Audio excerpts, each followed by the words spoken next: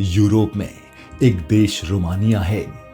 क्षेत्रफल उत्तर प्रदेश से कम, जनसंख्या करीब 2 करोड़। रोमानिया यूरोप में एक खास मामले में सबसे ऊपर है।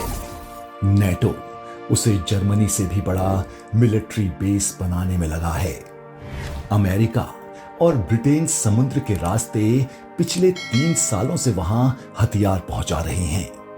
यही हथियार रूस के खिलाफ जंग में यूक्रेन की मदद करते हैं। नेटो और रूस एक दूसरे के आमने सामने न पड़ जाएं और यूक्रेन युद्ध फैल न जाए, यही सुनिश्चित करने में रोमानिया काम आता है।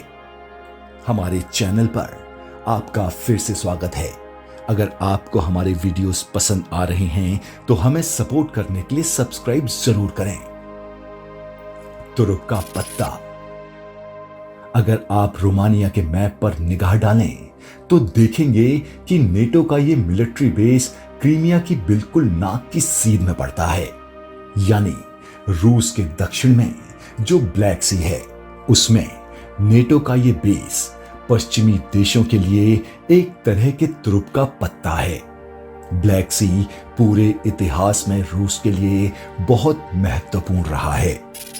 यहीं से मध्य एशिया पर भी रूस की पकड़ मजबूत होती है।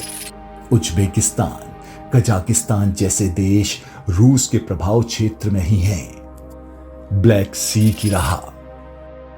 रूस के बंदरगाह कड़ाके की सर्दी में बंद रहते हैं, पर वो ब्लैक सी के बंदरगाह से पूरे विश्व में व्यापार कर सकता है। आज भी बात करें तो रूस की 20 गैस पाइपलाइंस यहां से जाती हैं। यानी रूस का पूरा ढांचा ब्लैक सी के बगैर गिर सकता है।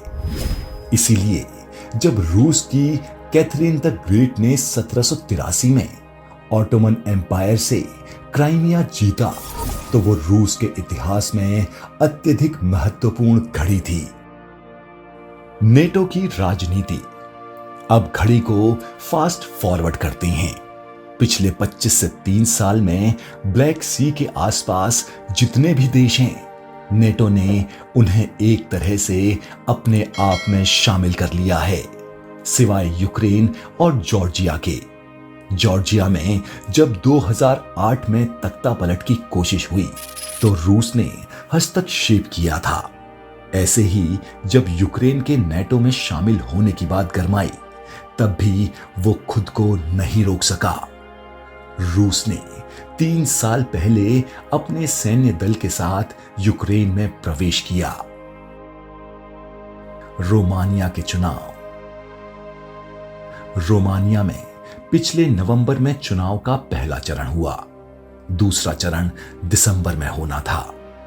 पहले चरण के नतीजे अप्रत्याशित थे। कैलिन जॉर्जेस्कू से कोई उम्मीद नहीं थी, पर उन्हें सबसे ज्यादा 23% वोट मिले। इस प्रत्याशी का चुनाव में सबसे महत्वपूर्ण वादा यह था कि वो रोमानिया को ना तो नेटो और ना ही रूस की तरफ झुकने देंगे। ये तो खतरे की घंटी थी कि रोमानिया का जो इस्तेमाल नेटो या अमेरिका कर रहे थे, उसमें व्यवधान आ सकता था। वहां हथियार भेजने पर रोक लग सकती थी। रूस की ब्लैक सी में घेराबंदी खटाई में पड़ सकती थी। यही नहीं, रूस के व्यवसाय और गैस पाइपलाइंस पर अड़ंगा लगाने का मौका हाथ से निकल सकता था। इसीलिए इन शक्तियों ने कदम उठाया। आरोप ये लगाया गया कि रोमानिया के इन प्रत्याशियों को बाहर से फंड किया गया है। ऐसे ही डोनाल्ड ट्रंप के पहले कार्यकाल के लिए भी चुनाव जीतने पर कहा गया था कि रूस ने फंड किया था। इसी आधार पर रोमानिया के सुप्रीम कोर्ट ने पहले चरण के नतीजों को खारिज कर दिया। कैलिन जॉर्जेस्कू भी हिरासत में ले लिए गए। इन सब तारों को जोड़ें तो समझ में आएगा कि यूरोप किस लिए हर हाल में यूक्रेन युद्ध को चलने देना चाहता है।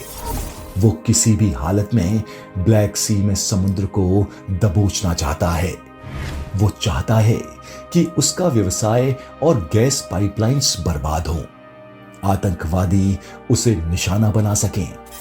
मध्य एशिया उनके प्रभुत्व से जाता रहे।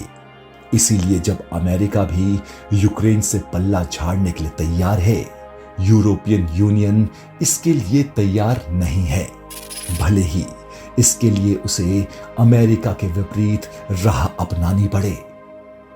सवाल है कि यूरोपियन यूनियन क्यों लड़ाई जारी रखना चाहती है। दरअसल यूरोप के नेता जिस तरह की गद्दी संभालते हैं वो एक प्राइवेसी है। ये नेता छोटी उम्र से वर्ल्ड इकोनॉमी फोरम के चहेते बन जाते हैं। इस फोरम को ही डीप स्टेट माना जाता है। यहीं से वो नेता तैयार किए जाते हैं जो आगे जाकर अपने देश में गद्दी संभाले।